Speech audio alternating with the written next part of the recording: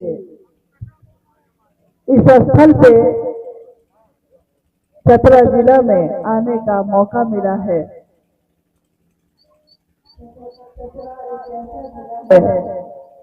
जहां साहब के साथ बहुत बार आने का मौका मिला। हमारे बड़े गुरु भाई, हमारे बड़े गुरु भ्राता और मां नीला वानन इस चतरा के जिले के बहुत सारे स्थानों पे आ चुके हैं पूर्व में। तो कहते हैं कि जहां खुद वो अपने चरण को रखते हैं, वहां की धरती तो ऐसे भी ऊर्जावान हो जाती है। तो चतरा की इस धरती पर रहने वाले आप सभी गुरु भाई गुरु बहन उसी ऊर्जा से डूबे हुए हैं जो साहब और दीदी ने कभी कहा है। आज का ये श्री गुरु महोत्सव भी इसी को निमित्त किया गया कि आने वाले अनेक ऐसे वर्ष होंगे जब ये धरती और इस धरती पर रहने वाला बच्चा बच्चा भी शिव को अपना गुरु बनाएगा और गर्व से ये कहेगा, मैं शिव गुरु का चेला हूँ, साहब की बात बताता हूँ, मैं साहब की बात बताने आई, आपके बीच आई। ये मेरे इस जीवन का सौभाग्य है। साहब और दीदी के बारे में आपने सुना है, शिव गुरु हैं, हम उनके शिष्य हैं, ये भी आप हम जानते हैं, सुन चुके हैं। महादेव किसी परिचय का मोहताज नहीं, महादेव को प्रचार की आवश्यकता नहीं, परंतु हम जानते हैं कि महादेव के लिए तो हम जैसे बहुत होंगे, जैसे हम हैं, जैसे आप हैं, जैसे अनेक लोग हैं। महादेव गुरु हैं, महादेव भगवान हैं, महादेव के लिए तो हमारे जैसे बहुत होंगे, पर महादेव आप तो मेरे लिए एक ही हैं। हम आपके लिए बहुत होंगे, लेकिन हम सबके लिए तो आप एक ही हैं। महादेव के अनेक स्वरूप की पूजा अर्चना का अविरल प्रवाह इस धरती पे होता आया है। शिव की शक्तियों से पवित्र है ये धरती, शिव की शक्तियों से जानी जाती है। यहाँ आपके चतरा में मां भद्रकाली का मंदिर अवस्थित है और शिव की शक्ति अघोरा मां काली को कहा गया। अघोर शिव को, अघोरा मां काली को, एकमात्र एक सत्ता ऐसी जो जब दुनिया बनी भी नहीं थी, तब जब कुछ भी नहीं था, न ये पृथ्वी थी, न ये हवाएं थे, कुछ भी नहीं था, तब भी शिव अपनी समस्त शक्तियों के साथ सुषुप्तावस्था में अवस्थित है। कहीं कोई हलचल नहीं, कहीं कोई तरंग नहीं, और उसी बीच में एक घटना घट रही है, काल पैदा हो रहा है। शिव ने इच्छा की, एको हम बहुत श्याम, मैं एक हूँ, मैं अनेक हो जाऊं। और शिव की इस इच्छा में इतना बल है, इतना बल है कि इस तरह की कितनी दुनिया पैदा होती है, रहती है और इसका संहार हो जाता है, टूट जाती है। महादेव की इच्छा में सारी इच्छाओं का, सारी शक्तियों का जो जहाँ से उद्गम है, वही शिव की इच्छा मानी गई है। हमारी आपकी इच्छा में भी बल है। हम भी सोचते हैं कि आज जाएंगे चतरा, आज जाएंगे छोड़ी, आज जाएंगे रांची, हम भी इच्छा करते हैं, परंतु सामने कोई न कोई ऐसी बात हो जाती है कि अभी जो इच्छा की थी टूट गई। हमारी इच्छा पैदा तो होती है, परंतु तुरंत टूटती भी चली जाती है। शिव की इच्छा टूटती नहीं। शिव की इच्छा जो पैदा हो गई, तरंगे जो पैदा हो गई, तो फिर शिव की इच्छा में बल है, तो ये दुनिया बनी। इस दुनिया के रहने वालों ने महादेव के जितने भी स्वरूप का दर्शन किया, महादेव को उसी नाम से पुकारा। शिव ने खुद को महादेव ने, शिव ने खुद को शिव नहीं कहा, दुनिया ने उनको शिव कहा। उन्होंने नहीं कहा कि मैं महाकाल हूँ, दुनिया ने जाना कि वो महाकाल है। महादेव ने नहीं कहा कि मैं देवों का देव महादेव हूँ। वो कहाँ जाते हैं कहने, वो तो चट्टानों पे बैठे निहंगी दिगंबर, चारों दिशाएं जिसका वस्त्र हो, वो महादेव बैठे हैं अघोर बनकर। दूसरों को संपत्ति और कैलाश की शक्ति दे देते हैं, परंतु खुद किसी चीज की कामना नहीं। इसलिए बैठे हैं और कहीं नहीं चाहते कि कोई मुझको जाने भी, लेकिन दुनिया ने जाना तो दुनिया के लोगों ने कहा कि देवी देवता तो बहुत है, लेकिन उन देवी देवताओं का भी कोई देवता अगर है तो महादेव है। गुरु शिष्य परंपरा में भी गुरु और शिष्य की जब परंपरा चली तो आदि गुरु शिव को कहा गया। शिव प्रथम गुरु है, प्रथम देव गुरुदेव जगत में और न दूजा कोई। गुरु पूजे सब देव न पूजे। गुरु की पूजा हो गई तो देवता को पूजा की नहीं पूजा, सबकी पूजा हो ही जाती है, उसी में हो जाती है। तो महादेव जब गुरु के रूप में है और हम शिष्य बन सकते हैं, तो क्यों नहीं हम महादेव को अपना गुरु बनाएं। जो गुरु का काम करता है उसी को गुरु बनाया जाता है, जो गुरु का काम नहीं करता उसको हम गुरु बनाकर क्या करेंगे। माँ दुर्गा युद्ध की देवी है।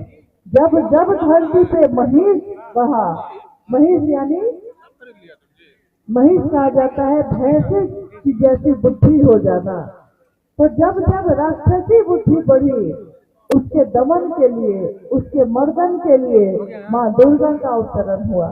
माँ दुर्गा शिव की शक्ति प्रकट हुई। तो दुर्गा महिष बुद्धि का मर्दन करती हैं, परंतु वो गुरु का काम नहीं करती हैं। लेकिन वो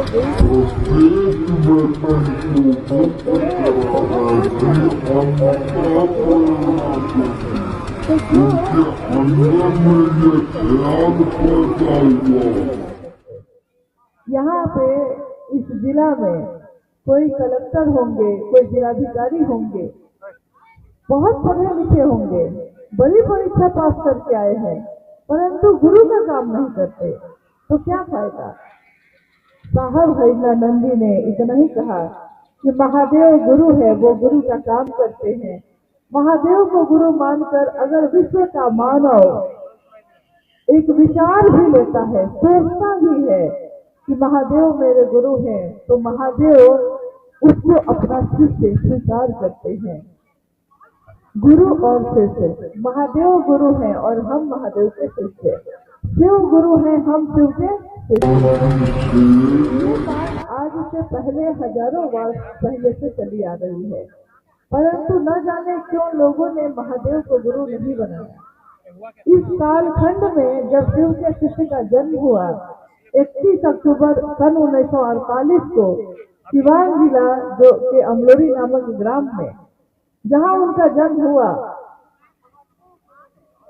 और आगे का जीवन बढ़ता है। उनके आगे के जीवन में अनेक घटनाएं हैं जो आपने अभी सुनी है। साहब 12 वर्ष के होते हैं, फिर वो शमशान जाने लगते हैं, कब्रिस्तान जाने लगते हैं, कुल कुंडली का योग, कुल कुंडली सब जागृत करने की विधाएं सीखने लगते हैं, परंतु जो वो खोज रहे हैं नहीं मिल रहा। और साहब कहते हैं कि मुझको भी नहीं पता मैं क्या खोजता हूँ। चमत्कार जो वो सोचते हैं होने लगा और धीरे धीरे धीरे धीरे सन 1974 का वर्ष आता है, नवंबर का महीना। आरा के गांधी शमशान में अर्धरात्रि के समय में साहब के मन ने सोचा कि गुरु भगवान होते हैं, वो भगवान गुरु क्यों नहीं है। और साहब ने भगवान शिव को अपना गुरु बना लिया। सन 1974 से फिर समय आगे बढ़ता है। भगवान शिव को अपना गुरु तो बना लिया, परंतु भगवान शिव क्या शरीर में दिखते हैं? भगवान शिव तो शरीर में नहीं दिखते।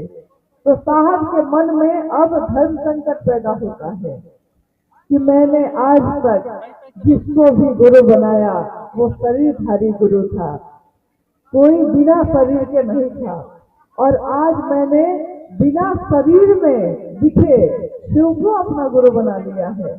क्या पता यहाँ भी सच्चाई है कि नहीं, क्या पता यहाँ भी कोई छल है कि क्या है मामला।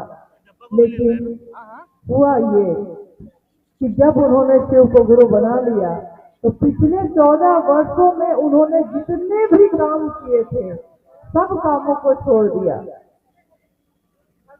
स्वाभाविक है कि अब कोई कर्मकांड नहीं कर रहे, अब कोई पूजा नहीं कर रहे, अब कोई मंत्र का जप नहीं कर रहे, तो मन अकबका रहा है, मन व्यथित हो रहा है कि मैं कुछ भी कर नहीं रहा हूँ तो मुझको मिलेगा कैसे। आज तक आध्यात्म ने कहा कि करोगे तब मिलेगा, कृपा शब्द का प्रयोग किया। आप गौर करिएगा कि शिव शिष्यता में पहली बार दया शब्द का प्रयोग किया गया। आज तक कहा गया कि कृपा होगी तब न मिलेगा, लेकिन साहब हरिनानंद जी ने कहा कि महादेव की दया होगी तो क्या ऐसा है कि न सिद्धते भूतले, इस भूतल से ऐसा क्या है जो नहीं मिलेगा। और उन्होंने पहली बार कहा दया मांगो उससे। महादेव को गुरु बनाकर हम सबसे पहला काम क्या करते हैं?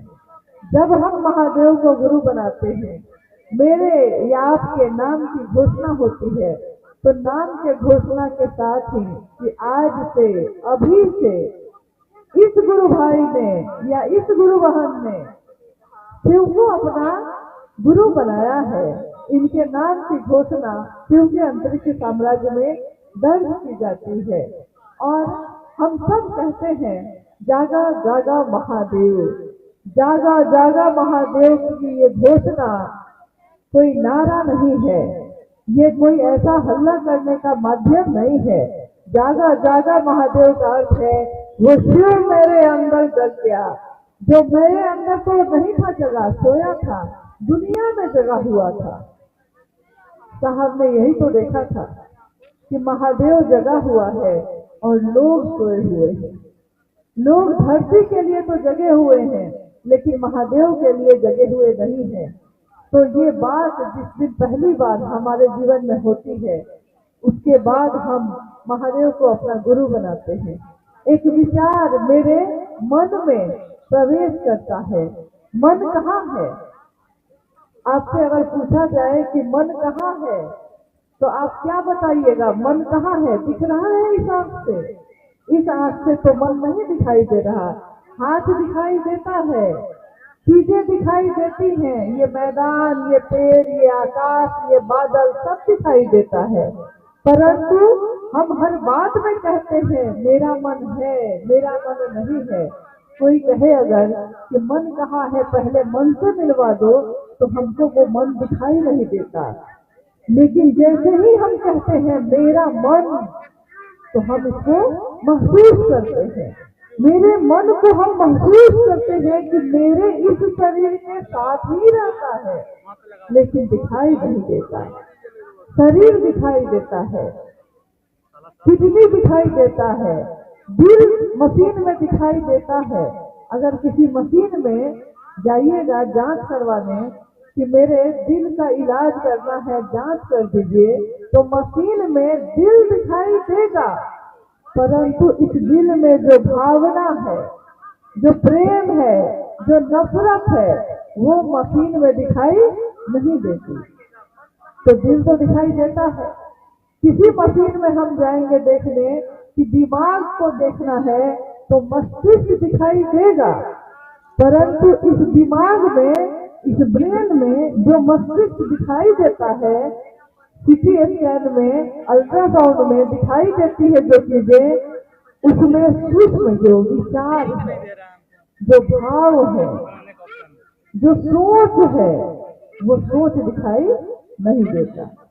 हम बोलते हैं तो कोई समझता है कि ये आदमी ये बात सोच रहा है, लेकिन अगर हम ना बोले तो कोई मेरी सोच को देख नहीं सकता। कोई मेरी सोच को सुन नहीं सकता। यानी सूक्ष्म चीजें दिखाई नहीं देती, स्थूल चीज दिखाई देती है। जिस समय हम महादेव को गुरु मानते हैं तो महादेव दिखाई नहीं देता, सूक्ष्म की सूक्ष्म है वो।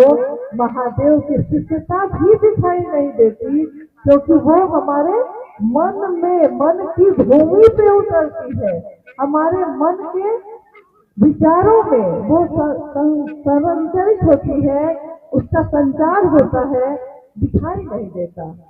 जो दिखाई नहीं देता उसमें महादेव को गुरु बनाने की बात साहब श्री ने कही है। जब हम महादेव को गुरु बनाकर कहते हैं कि अब आगे क्या करना होगा, तो कोई कहता है कि हाथ बढ़ाइए और कंगन बांध देता है। हम पूछते हैं कि ये कंगन क्यों बांध दिया गया मेरे हाथ में, तो कहते हैं गुरु भाई गुरु बहन कि भैया शिव के शिष्य 12 दाना का कंगन बांधते हैं। हमको नहीं पता कि ये 12 दाना का कंगन कब से बांधा जा रहा है। अगर मैं आपसे आज पूछूं कि क्या आप में से किसी को ये पता है कि हाथ में कंगन बांधने का ये रिवाज शिव शिष्यता में कब से शुरू हुआ, तो कोई बता सकेंगे? कोई? हाँ बताइए, कब से शुरू हुआ?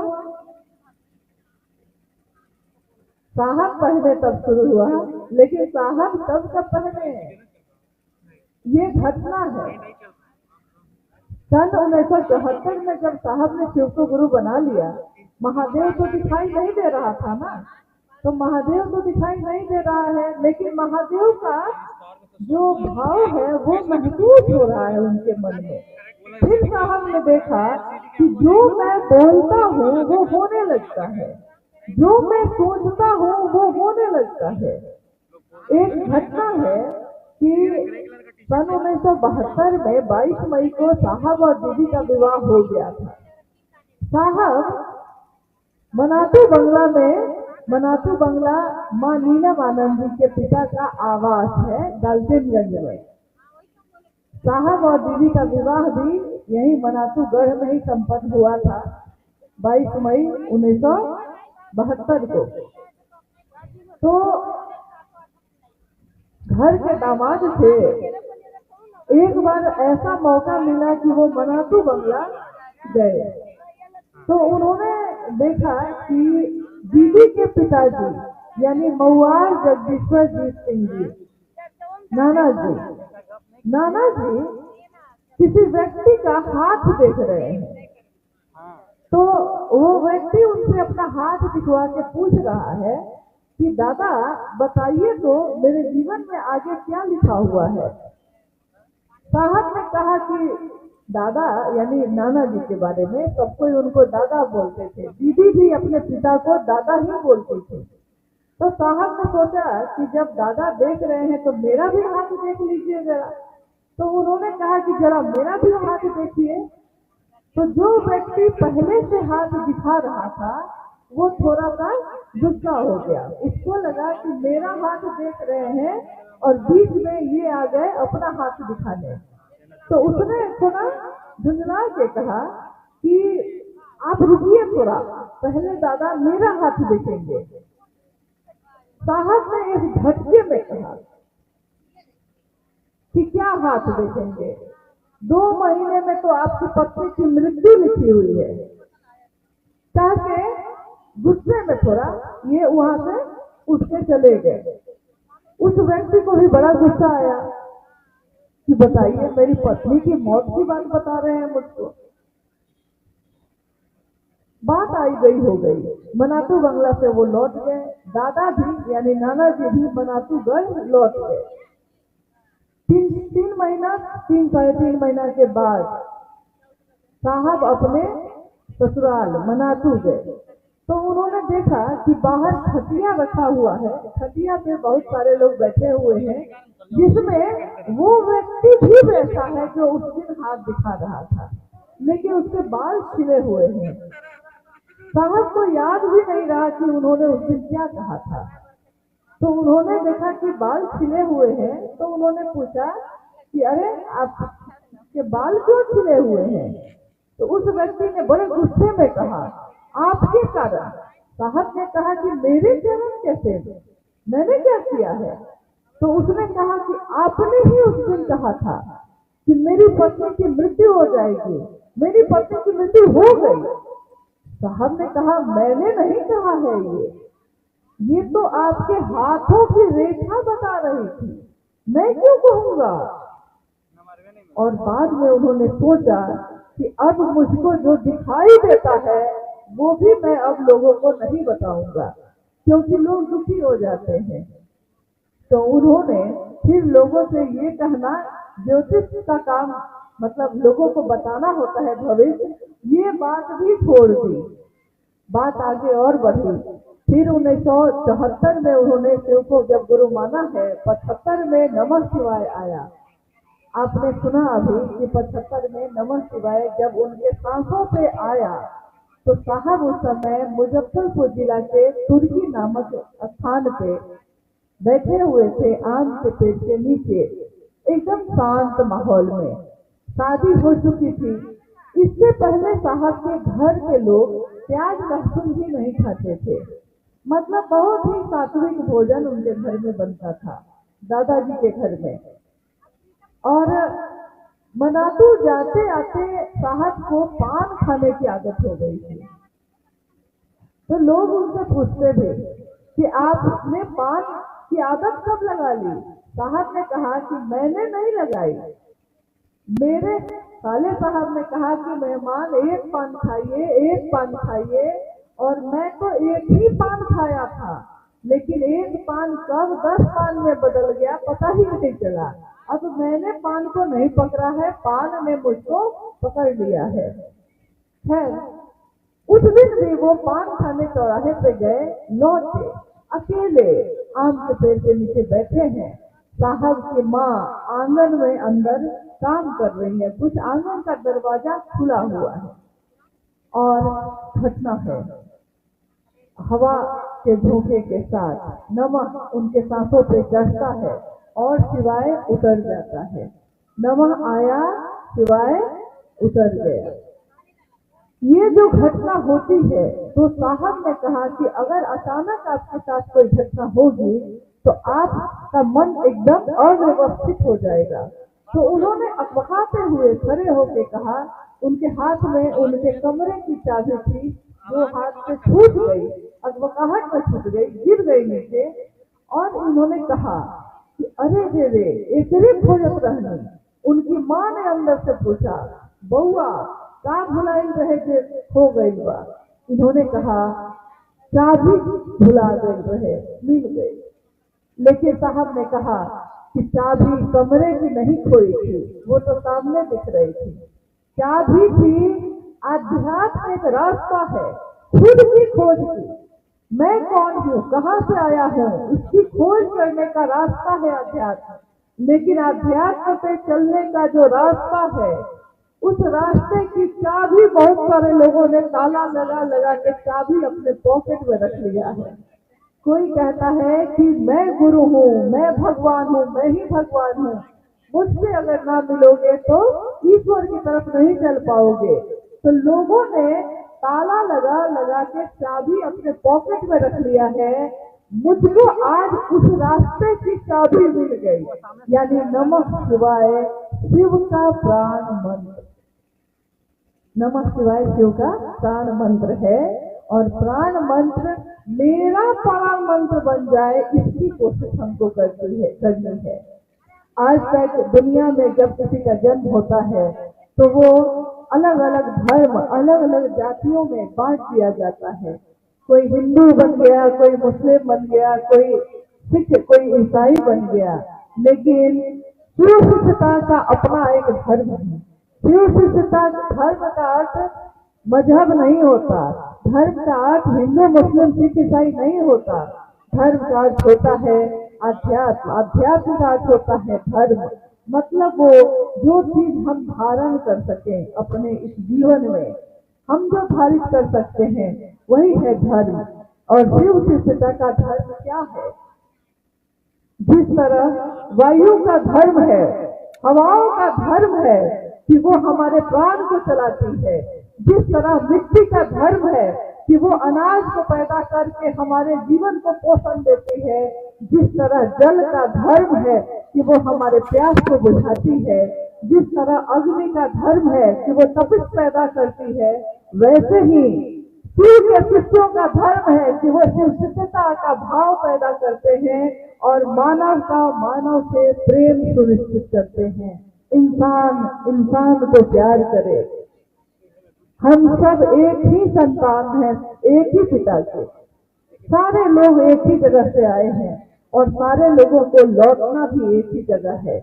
हम चाहे उसको जो नाम दे दें, लौटना तो है। लौटेंगे तो मुंह क्या दिखाएंगे, क्या इस चेहरे पर दिखाएंगे? महादेव जब कहेंगे कि मैंने पैदा किया था कि धरती पे इंसान बन के जन्म लो, भोग को भोगो, भुक्त मत होना। कहा ना राजा भर्तृहरि ने, भोगा न भुक्ता वैमेव भुक्ता, तृष्णा न जीर्णा वैमेव जीर्णा। हम भोग को नहीं भोगते, भोग ही हमको भोग लेता है। हमारी तृष्णा, हमारी चाहत, हमारी इच्छा कभी खत्म नहीं होती। हम खत्म हो जाते हैं, हम बूढ़े हो जाते हैं, हमारा शरीर जीर्ण हो जाता है, लेकिन हमारी तृष्णा का, हमारी चाहत और इच्छा का कभी वो खत्म नहीं होती, वो बढ़ती ही चली जाती है। तो हमारा ये धर्म है कि हम लोगों के मन में शिव को स्थापित करें। आज तक लोगों ने मंदिरों में स्थापना की, लोगों ने मूर्तियों में स्थापना की, शिवलिंग में स्थापना की, तस्वीरों में स्थापना की, परंतु शिव के शिष्य इस कालखंड में शिव की स्थापना मानव के हृदय में करते हैं। और जब मानव के हृदय में शिव की स्थापना होती है तो उसके लिए कोई पराया नहीं है। यहाँ सब अपने हैं, कौन पराया है? किससे नफरत करिएगा? जिधर देखिएगा महादेव ही तो दिखेगा, क्योंकि महादेव जिसके दिल में अपने स्थापित किया है उसको देखने पे महादेव ही याद आएगा, दूसरा कोई याद नहीं आ सकता। तो साहब ने यही अनुभूत किया कि शिव ने अपने तरफ चलने का रास्ता प्रशस्त कर दिया है, छोड़ दिया है सारी दुनिया के लोगों के लिए। इसीलिए उन्होंने कहा कि ये शिव शिष्यता का राजमार्ग है, जो भी इस रास्ते से चलेगा वो इस रास्ते का पथिक कहलाएगा। और परमात्मा पथ पे चलने का पथिक हर व्यक्ति हो सकता है, किसी को भी अपने तरफ आने से महादेव रोक नहीं सकते। साहब का ये नमः शिवाय सांसों से आना और उतरना तीसरा सूत्र बना। तीसरा सूत्र यानी कि मन ही मन अपने गुरु शिव को प्रणाम करिए। शिव की चर्चा उन्होंने 1980 के दशक से शुरू की थी। 1980 के दशक से जो चर्चा उन्होंने शुरू की, 1981 में जब वो पाटन में थे। पाटन कहाँ है? पलामू है, पलामू का एक प्रखंड है। मनातूगढ़ के बगल में है पाटन। पाटन में उस समय साहब रह रहे थे। तो उन्होंने माँ नीलम आनंद जी से कहा कि नीलम, मैं सोचता हूँ कि एक रुद्राक्ष का दाना मैं धारण करता हूँ। तो पहले उन्होंने बहुत दिनों तक एक दाना रुद्राक्ष का अपने हाथ में धारित किया। 1980 की बात कह रहे हैं। उसके कुछ समय के बाद उन्होंने सोचा, साहब ने सोचा कि शिव अपनी रुद्रात्मिका शक्ति से जाने जाते हैं। तो शिव की रुद्रात्मिका शक्ति 11 मानी जाती है। तो 11 का अंक जो है, इस अंक के आधार पे उन्होंने जो एक दाना पहना था उसको कितना कर लिया? 11 कर दिया। 10 दाना और उसमें जोड़कर 11 दाने का कंगन वो पहनने लगे। एक दिन की घटना है, सन 1981 की घटना है ये। साहब और दीदी अपने ड्राइंग रूम में बैठे हुए हैं पाटन में। अचानक दरवाजे पे दस्तक होती है। माँ नीलम आनंद उठकर दरवाजा खोलती हैं। सामने साधु के वेश में एक व्यक्तित्व खड़ा है। माँ कहती हैं, अभी क्यों आए? अभी तो साहब घर में आए हैं, ऑफिस का समय नहीं है। दीदी को लगा कि कोई ऑफिस के काम से आ गया है। लेकिन साधु ने कहा कि नहीं नहीं, मैं तो अपना हूँ, इसलिए आ गया हूँ, मिलने आ गया हूँ। तो साहब और दीदी खड़े हैं, दरवाजा खुला हुआ है। साहब ने कहा कि जब शिव आते हैं उनकी परछाई नहीं होती, चारों तरफ दुधिया रोशनी है, चारों तरफ रोशनी ही रोशनी है। और इससे पहले तो अंधेरा था बरामदे में। साहब देख रहे हैं, दीदी पूछती हैं कि तो किस लिए आए, मिलने आए?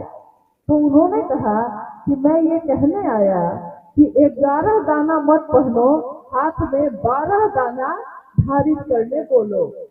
12 दाना का रुद्राक्ष हाथ में धारित करना चाहिए। माँ नीलमानंद जी ने कहा कि अब रुद्राक्ष का दाना तो नहीं है मेरे पास, मैं कहाँ से लाऊंगी अभी?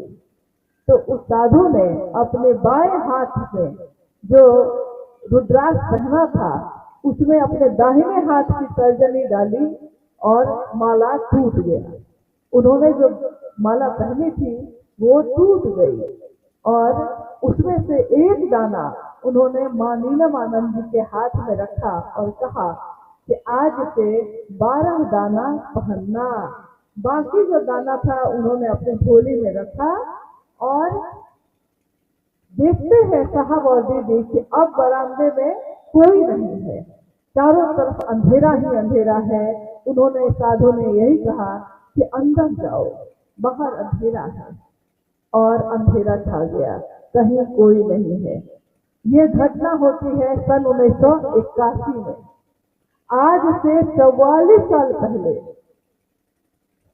1981 के उस घटना के बाद से साहब ने हाथों में 12 दाने का कंगन पहनना शुरू कर दिया। 1982 में वो पाटन से मधेपुरा आए।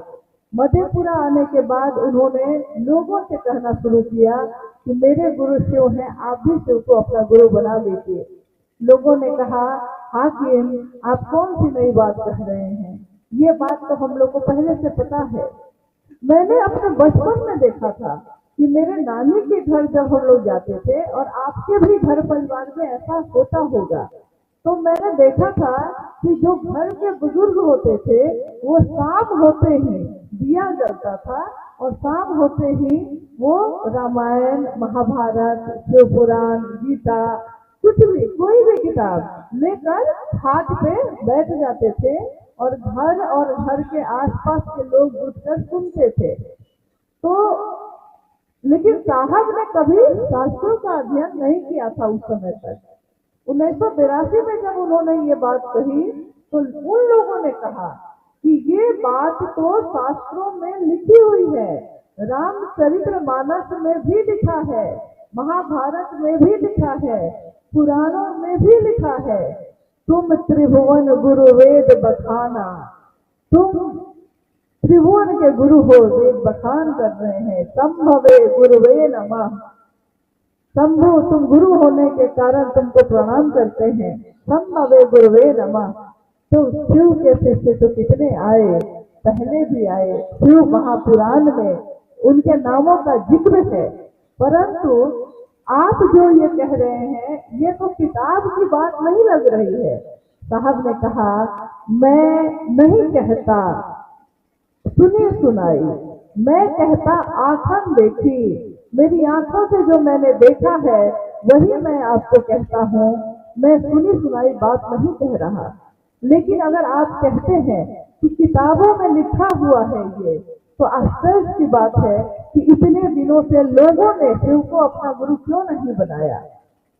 और पहली बार साहब ने किताबों को अपने घर में मंगवाया, पढ़ा, तब उन्होंने पढ़ा कि ये सारी पंक्तियां उन शास्त्रों में लिखी हुई थी। अब साहब को और आश्चर्य हुआ कि जब ये चीजें लिखी हुई थी तो लोगों ने महादेव को अपना गुरु क्यों नहीं बनाया। उन्होंने लोगों से कहना शुरू किया, माँ नीलमानंद और साहब ने यही कहा कि मैं और क्या दे सकता हूँ आपको। कोई किसी की मदद करता है तो कोई ठंड का समय है तो कंबल बांट देता है, कोई भूखा है तो भोजन करा देता है, लेकिन कोई ऐसा नहीं है जो शिव का सानिध्य देने की बात करता हो। कोई ये क्यों नहीं कहता कि तुम्हारे हाथों में ये ताकत है, महादेव ने दी है ये ताकत है कि तुम खुद अपने जीवन को चलाने के लिए कमा सकते हो, खा सकते हो, तुम दूसरों को भोजन करा सकते हो। कोई महादेव का साथ नहीं देता। अगर महादेव का साथ मिलता है तो हमारा मन सबल होता है। साहब की पंक्ति को याद करिए, उन्होंने क्या कहा? उन्होंने कहा कि मैं नहीं जानता शिव के बिना इस दुनिया की दशा और दिशा क्या होगी, परंतु यह मैं जानता हूँ कि शिव के साथ मानवता सबल होगी, सुवासित होगी, सक्षम होगी। ये मैं जानता हूँ। इसीलिए उन्होंने सारे लोगों को एक ही संदेश दिया कि शिव का साथ लीजिए। आदमी का साथ लेकर रह जाइएगा तो शायद वो आपको धोखा दे दे, शायद वो अपने पीछे घुमाने लगे, परंतु महादेव का साथ लीजिएगा तो महादेव अपने जैसा बनाते हैं। शिव का दान करते हैं, शिव अपनी शिष्यता के भाव से भर देते हैं। कोई गुरु अपने शिष्य को अपने जैसा ही बनाता है। तो शिव को गुरु बनाकर हम हाथों में कंगन पहनते हैं। बाद में साहब ने देखा कि 12 दाने के कंगन इसलिए हैं क्योंकि 12 सूर्य होते हैं, 12 ज्योतिर्लिंग भी हैं। तो 12 दानों का बहुत अंक है, अध्यात्म में अंक का विज्ञान है, इसलिए 12 दाने धारित किए जाते हैं। शिव के शिष्य इसीलिए 12 दानों का कंगन पहनते हैं कि उन्होंने साहब जी ने शुरू किया ये, और जो उन्होंने शुरू किया है हम आप भी उसी का अनुकरण करते हैं। और महादेव के नाम का ये कंगन हमको महादेव का काम करने में बहुत मदद करता है। जब हम किसी से कहते हैं शिव को अपना गुरु बना लीजिए तो उसका ध्यान हमारे हाथ के कंगन पे चला जाता है। वो कहता है कि आपने कंगन क्यों पहना है, ये रुद्राक्ष क्यों पहना, क्या आप साधु हैं? तो हम कहते हैं नहीं, हम शिव के शिष्य हैं और शिव का शिष्य साधु ही होता है। शिव अपने जैसा बनाते हैं, शिव साधुता की पराकाष्ठा है, तो शिव अपने जैसा ही तो बनाएंगे। तो हमको एक कारण मिल जाता है, एक माध्यम मिल जाता है शिव की चर्चा दूसरों से करने के लिए। और वैज्ञानिक दृष्टिकोण से भी रुद्राक्ष का बहुत महत्व है। ये हमारे ब्लड प्रेशर को, बीपी को संतुलित करता है, जो खून की रफ्तार है उसको संतुलित करता है। रुद्राक्ष का कंगन सूक्ष्म तरंगों का धारक माना जाता है। सूक्ष्म तरंगे जो हवाओं में हैं, जो सकारात्मक है, हमारा शरीर उन तरंगों को ग्रहण करता है रुद्राक्ष के दानों के द्वारा। तो हर तरीके से ये पहनना हमारा सफल ही करता है, हमारा शुभ ही करता है। तीनों सूत्रों को करना महादेव के तरफ चलने में मददगार साबित होता है।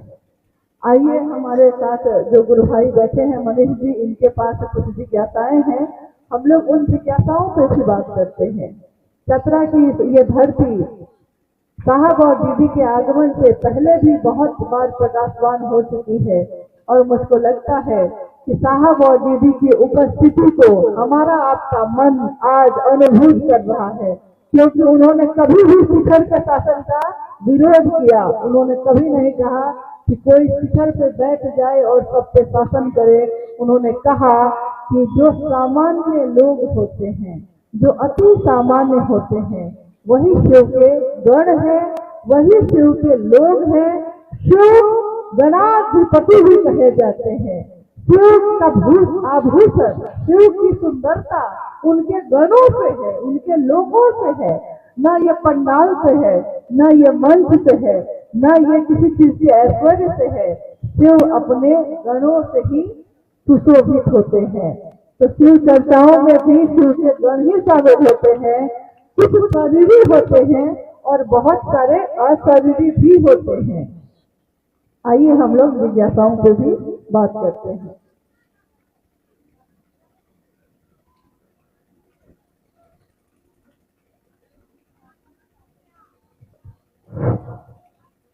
वैसे तो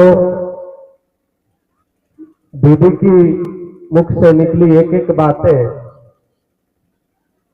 जो भी जिज्ञासाएं आई है उन सबका समाधान उनकी बातों से हमारे आर्ट के बीच आ गया है। लेकिन फिर भी कुछ जिज्ञासाएं हैं जिनको मैं मंच से रखूंगा और दीदी आपकी जिज्ञासाओं का समाधान करेंगी। सबसे पहली जिज्ञासा है चतरा दिल से यूट्यूब चैनल की ओर से, शिव गुरु बनाने में मांसाहारी भोजन वर्जित क्यों नहीं है? अच्छा यूट्यूब से जिज्ञासा आने लगी, बताइए। आदमी कम है जिज्ञासा करने के लिए। खैर, जिज्ञासा ये है कि शिव की शिष्यता में मांसाहार को छोड़ने पे बात क्यों नहीं की जाती। अभी मैंने आपसे कहा कि जब गुरु शिष्य परंपरा की बात भी हम करते हैं तो शिव गुरुओं के गुरु हैं, शिव सदगुरुओं के गुरु हैं। देवताओं के गुरु माने जाते हैं बृहस्पति, शिव बृहस्पति के भी गुरु हैं, यानी देवताओं के गुरु के भी गुरु कौन है? महादेव है। लेकिन अद्भुत बात है कि महादेव राक्षसों के गुरु के भी गुरु हैं। मतलब राक्षसों के गुरु है शुक्राचार्य, शिव उनके भी गुरु हैं। देखिए, महादेव ये नहीं कह सकते कि तुम देवता हो तो तुम मेरे शिष्य बनोगे, तुम राक्षस हो तो मेरे शिष्य नहीं बनोगे, तुम सात्विक भोजन करते हो तो मेरे शिष्य बनोगे और तुम मांसाहार करते हो तो मेरे गुरु नहीं बनोगे। बाघ भी शिव ही है, बाघ जिसको खाता है वो भी शिव ही है। ये शिव की माया है जिस तरह से वो चलाते हैं। और महादेव गुरु के रूप में ये नहीं कह सकते कि मैं तुम्हारा गुरु बनूंगा और तुम्हारा नहीं बनूंगा, क्योंकि तुम तमस से भरे हो इसलिए मैं तुम्हारा गुरु नहीं बनूंगा, जो रज से भरा होगा उसका मैं बनूंगा, ऐसा गुरु नहीं कह सकते।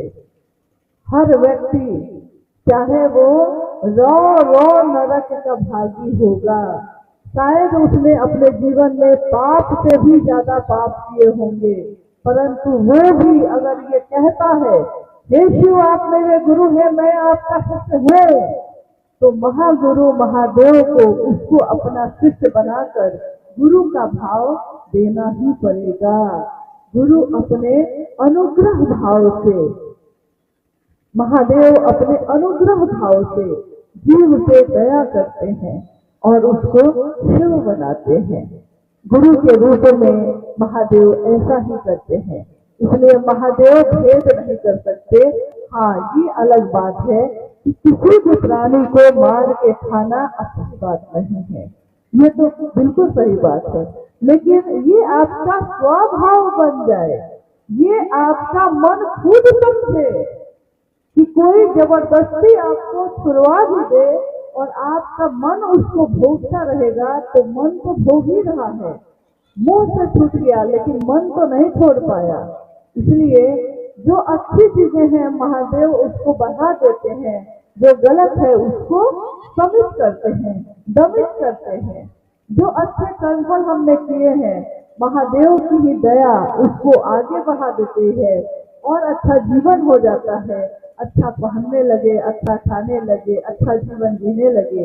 और जो भी कर्मफल हमने जो किए हैं पूर्व में, जो हमारे प्रारब्ध हैं या संचित क्रियमान है, संचित क्रियमान सब कदमों में डाल दे, महादेव के कदमों में डाल दे। मत सोच क्या खता है, खतावार होंगे शंभु, शंभु खतावार हो जाते हैं। आप क्यों सोचते हैं कि कोई अच्छा है कि नहीं, कोई बुरा है? महादेव समझेंगे कि कौन अच्छा है कौन बुरा है। हमारा काम इतना ही है कि किसी जीवात्मा को शिव से जोड़ देना, बस इतना ही हमारा काम। अगली जिज्ञासा देव कुमार जी की है कि ऋषि महर्षि जप कर करके पर ब्रह्म को प्रसन्न किए, गुरु चर्चा में गप को प्रधानता दिया गया है, ऐसा क्यों? बहुत सुंदर जिज्ञासा है कि आज तक ऋषि और महर्षि ने जप करके या तप करके, तपस्या करके, जप करके यानी कि मंत्रों का जाप करके, जप से और तप से महादेव को पाया है। परंतु शिव शिष्यता में जप को क्यों कहा जाता है करने के लिए? देखिए, इंसान सबसे ज्यादा क्या काम करता है? जप करता है सबसे ज्यादा। और कौन है ऐसा जो बात कर सकता है? तो हम कहेंगे कि कोई भी व्यक्ति बात कर सकता है, कोई भी। लेकिन क्या कोई भी आदमी जप कर सकता है, तप कर सकता है? तो नहीं। क्या हर आदमी अपना गृहस्थ जीवन छोड़कर संन्यास ले सकता है? नहीं ले सकता है। तो क्या ऐसा है जो हर व्यक्ति कर सकता है? महादेव अपने आप को इतना नीचे लेकर आए हैं कि हम उनको छू सकते हैं, हम उनको अपना मन में अनुभव कर सकते हैं। महादेव की सत्ता जो करोड़ों बिजलियों की चमक है, जिसमें करोड़ों बिजलियां जिनका आहार है, कोटि सौदामिनी भाषा जिनके मतलब महादेव की सरकार बीमार हो गए हैं तो आवाज आई कि दीवार को कहा जाती है।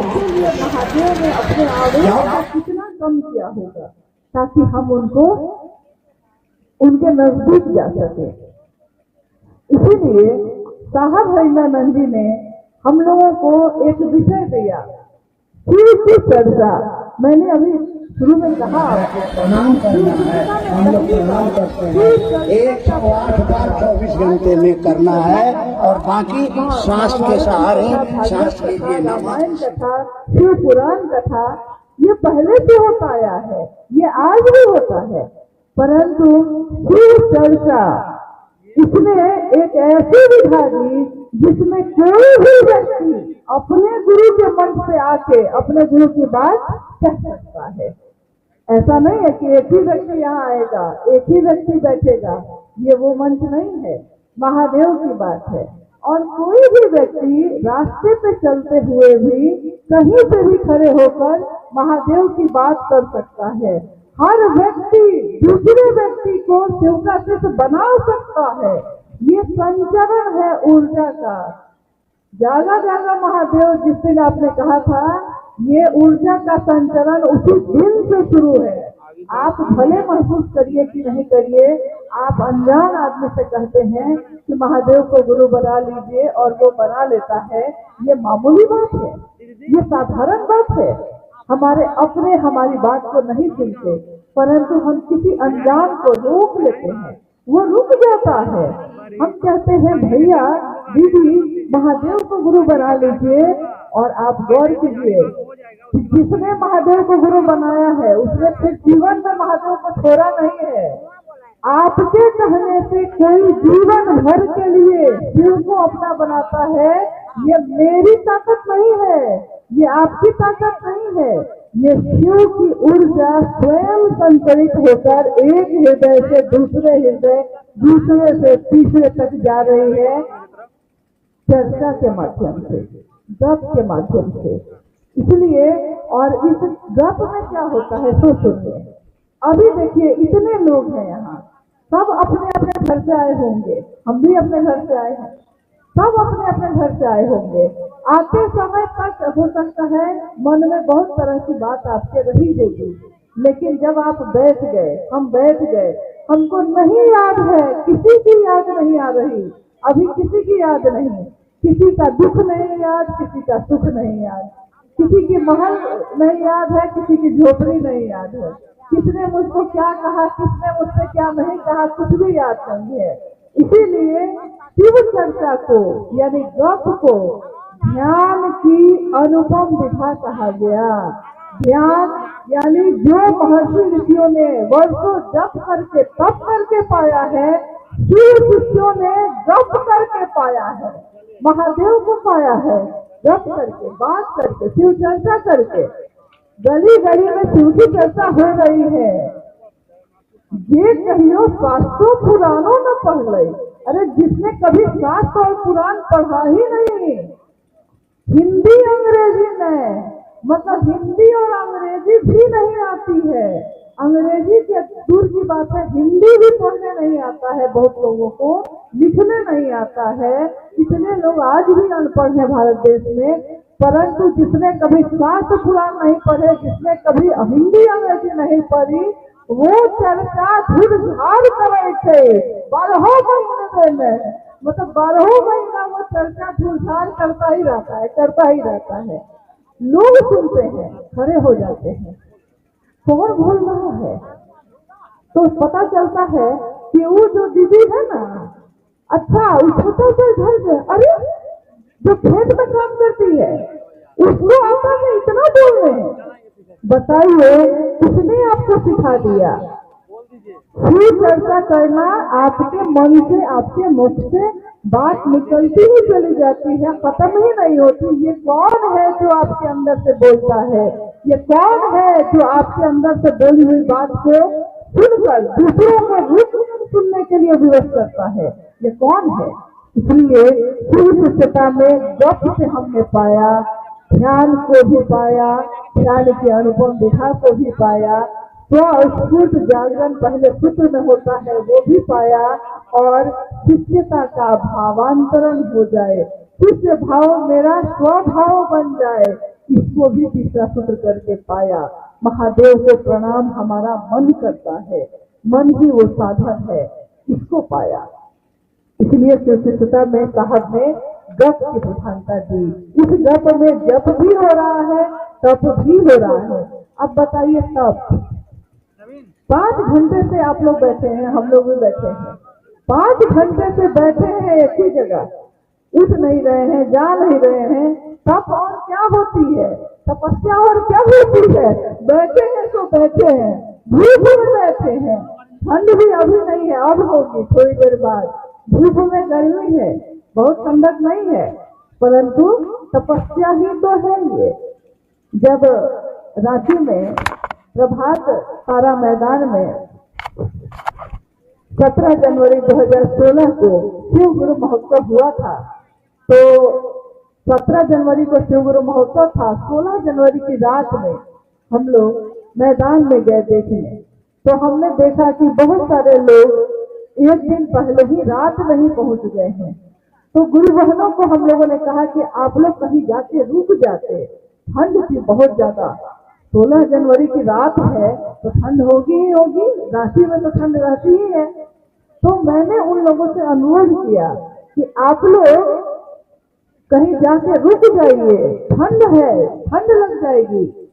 तो गुरु बहनों ने मुझसे जो कहा उस दिन, लौट कर मैंने साहब को कहा, अगले दिन साहब उस कार्यक्रम में जाने वाले थे। गुरु बहनों ने कहा कि हम लोगों के जीवन के लिए साहब ने अपने जीवन को तपा दिया, जीवन की आहुति दे दी और इतनी बड़ी तपस्या की, और कल मेरे साहब इस मैदान में आने वाले हैं। तो हम लोग रात भर भी तप नहीं कर सकते हैं, हम लोग यहीं बैठे रहेंगे, हम लोग कहीं नहीं जाएंगे। देखिए तब और क्या होता है, मेरा मन, मेरा भाव जहाँ जाके ठहर जाता है, जहाँ जाके हमको ईश्वर की अनुभूति होती है, जहाँ जाके मेरा मन महादेव का सानिध्य पाता है, वही न तप है, वही न जप है। इसलिए महादेव की शिष्यता में शिव चर्चाओं का प्रचलन बहुत तेजी से है और बढ़ रहा है। जिज्ञासा को 1 सेकंड के लिए रोकते हुए एक आवश्यक सूचना आई है। ग्राम सलगी निवासी अस्सी कुमारी हो गई है बच्ची, अगर किसी भी गुरु भाई गुरु बहना के इर्द गिर्द हो तो कृपया कर उस बच्ची को मंच तक लाएं। अस्सी कुमारी ग्राम सलगी की है, अगर आपके इर्द गिर्द अगल बगल कहीं भी दिखे तो उसे मंच तक लाने का कष्ट करें, और जो भी गुरु भाई गुरु बहना बतौर वॉलेंटियर के रूप में कार्यरत है वो भी थोड़ा बारीकी से इस पर ध्यान दें। चलिए अगली जिज्ञासा की ओर। यह जिज्ञासा गुरु भाई मुरारी जी का है। शिष्यानुभूति में चर्चा है कि मात्र गुरु की दया लौकिक और पारलौकिक मनोरथों को पूर्ण करती है, कैसे? देखिए, मात्र गुरु की दया सूरज की गर्मी को कुछ सेकेंड में ही कम कर दिया, सूरज को भी बुरा लग गया, अभी जब बोले ना कि धूप है, गर्मी है, देखिए आपने महसूस किया इस बात को? अभी तुरंत हुआ है ये। हाँ, तो शिव गुरु की दया, ये जिज्ञासा है, शिव गुरु की दया हमारे लौकिक और पारलौकिक मनोरथ को स्वतः सिद्ध करती है। कैसे? लौकिक मनोरथ क्या क्या होते हैं? तो साहब ने हमेशा कहा कि गोरी तेरा आचरण कितना।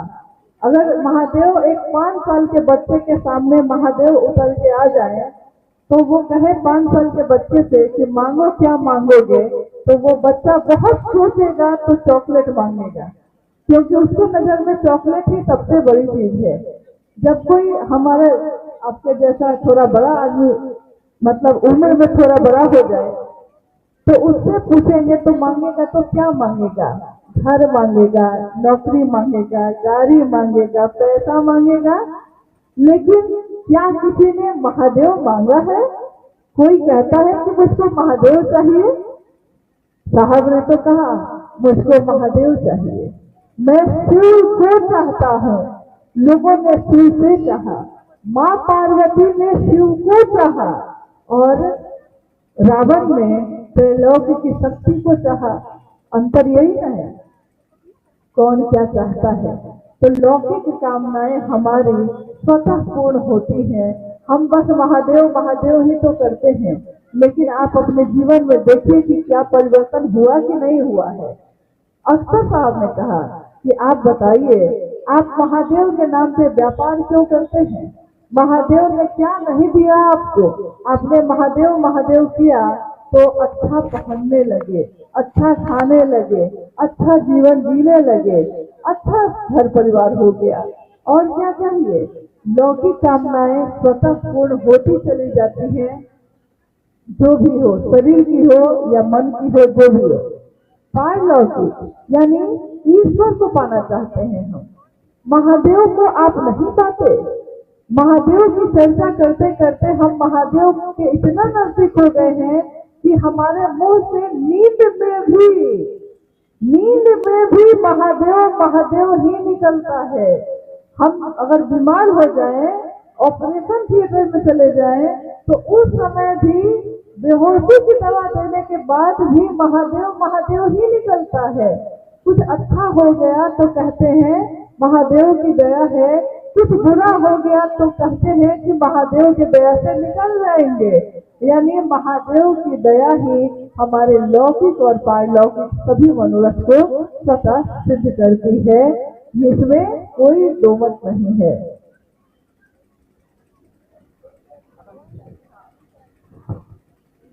आज का ये शिव गुरु महोत्सव जो यहाँ के चतरा के सभी गुरु भाई गुरु बहनों ने अथक परिश्रम से आयोजित किया और यहाँ के कार्यकर्ताओं ने भी हमारे आपके सही ढंग से बैठने उठने की व्यवस्था की। महादेव की असीम दया है कि आपके हमारे सबके यहाँ उपस्थित होने से साहब और दीदी की उपस्थिति को, अपने गुरु शिव की उपस्थिति को हमारे हृदय ने महसूस किया है। और हम कहते हैं कि जहाँ भी जाते हैं वही नजर आते हैं। मुझे तुम मिल गए हमदम, सहारा हो तो ऐसा हो, जहाँ देखो तुम्ही तुम हो, नजारा हो तो ऐसा हो। मुझे तुम मिल गए हमदम, मुझे महादेव मिल गए, साहब और दीदी मिल गए, तो हर तरफ वही चीज दिखती है, वही नजारा दिखता है। आप सब यहाँ आए, आपने बहुत संयमित ढंग से इस कार्यक्रम को सही ढंग से आयोजित करने में अपना योगदान किया। आप सभी के चरणों में मेरा प्रणाम है, आप सबको मेरा प्रणाम।